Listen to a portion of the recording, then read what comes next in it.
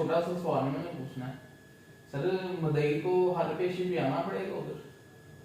नहीं, ऐसा नहीं है। चले आज इस वीडियो टॉपिक पे बनाते हैं वीडियो कि मुद्दई को हर पेशी पे कोर्ट में नहीं आना पड़ता। अगर मुद्दई ने किसी के खिलाफ कंप्लेंट की है, पुलिस स्टेशन में जाके एफआईआर करवाई है, एफआईआर हो गई है, एफआईआर होने के बाद मुलजिम पकड़ के बेल करवाता है अपनी, फिर वो कोर्ट में आ जाता है। जब कोर्ट में आ जाता है उसकी बेल हो जाती है। बेल होने के बाद जो ट्रायल के अंदर ना उसको हर डेट पे कोर्ट में आना पड़ता है। मुलजिम को, कंप्लेनेंट को कोर्ट में नहीं आना पड़ता। ठीक है, मैं शुरू से बता रहा हूँ हर डेट के ऊपर आना पड़ता है।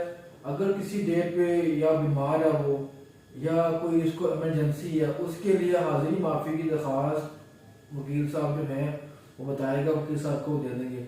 और मुलजिम को सुबह सुबह कोर्ट टाइमिंग 8 बजे, तो उसको 8 बजे कोर्ट के बाहर मौजूद होना है, ताकि कॉल पड़ेगी, कॉल आवाज लगाएगा कोर्ट का नुमाइंदा, तो कोर्ट के अंदर जाएगा, मैं आया हूँ कोर्ट के अंदर। अगर वो नहीं जाएगा तो उसकी बेल जो है वो खारिज कर दी जाएगी।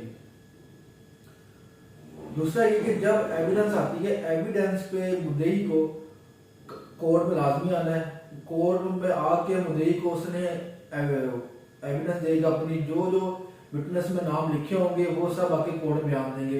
और जो इल्जाम लायक वकील होगा वो उस पर जिरा करेगा, क्रॉस क्वेश्चन करेगा। ये तो था सिर्फ क्रिमिनल की हद तक, कि क्रिमिनल की हद तक वो ऐसे ही होगा।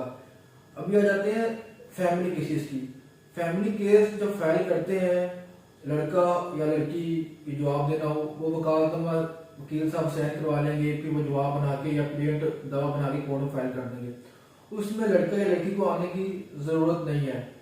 जब वो केस नोटिसों के बाद आता है मसालियत के ऊपर, प्री ट्रायल कहते हैं कि अगर दोनों के फ्रीकैन के बीच में सुलह हो जाए, तब दोनों को कोर्ट में आना जरूरी है। वो कोर्ट में आके प्री ट्रायल होगा, मसालियत होगी जिसे कहते हैं, और अगर राजीनामा हो जाएगा तो ठीक है, अदरवाइज स्टेटमेंट रिकॉर्ड करवा के वार्डर हो जाएगा। उसके बाद फर्दर एविडेंस पे, एविडेंस जब होती है तो मुद्दई को भी कोर्ट में आना पड़ता है। और जब मुद्दई अपना बयान रिकॉर्ड करवा देगा, और जब अदर साइड का दूसरा वकील जो होगा उसने वहाँ पे जिरा करनी होती है, और वो अगर नहीं है, शहर से बाहर है, हाई कोर्ट में मसरूफ है, तो फिर उस मुद्दई को जिसने केस फाइल किया उसको बार बार आना पड़ेगा। वो एक बार आएगा, स्ट्राइक हो गई है, अगर वो आया है, वकील साहब मसरूफ है, नहीं आ सके, नहीं जिरा करनी आज, फिर आपको दोबारा आना पड़ेगा।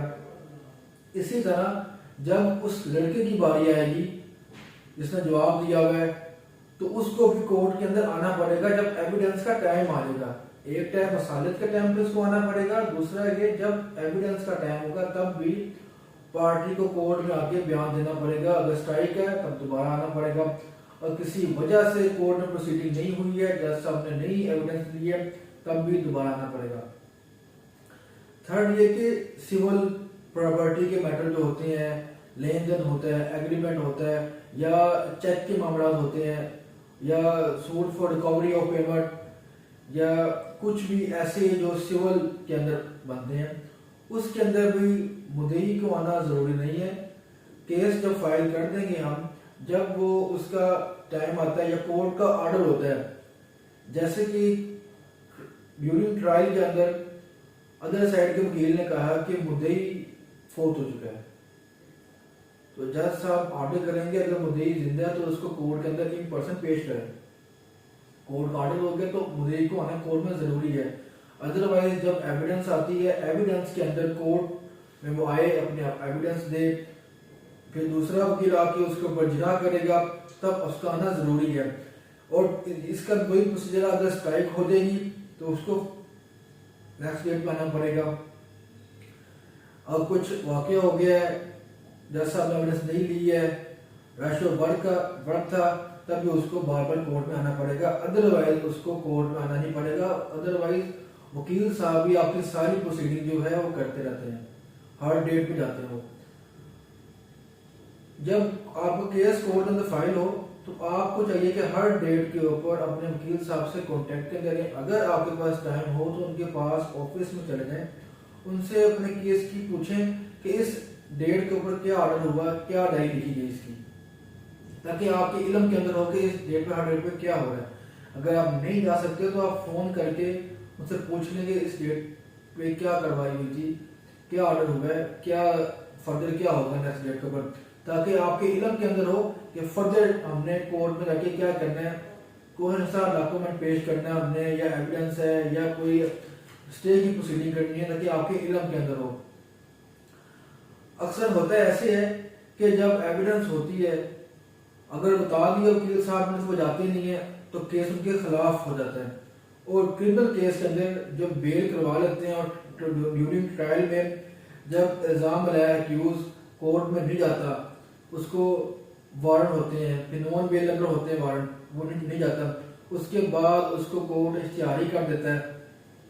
उसके बाद वो जहाँ पे पर भी अपना NSC कार्ड दिखाएगा पुलिस को, वहीं उसको पुलिस गिरफ्तार कर लेगी।